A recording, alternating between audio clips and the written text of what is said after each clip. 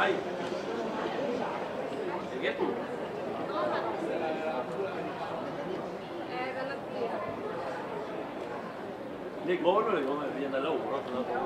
Pus Palermo con il tempo di 14,79.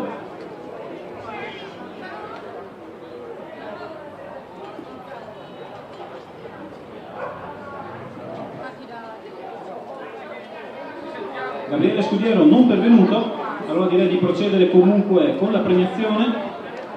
Terzo posto Gabriele Scudiero, Quest Grana con il tempo di 16,83. Al secondo posto Cristian Cristellotti, la nona corsia.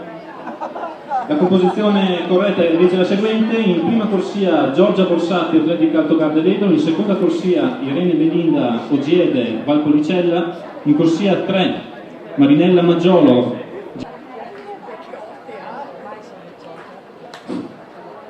Migliori tempi di iscrizioni sono per Silvia Corbucci, Valsomano Trentino, con il tempo di 11,6.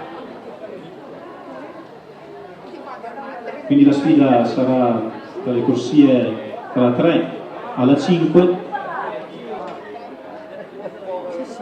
ho mai saputo, perché ne avrò date in questa vita.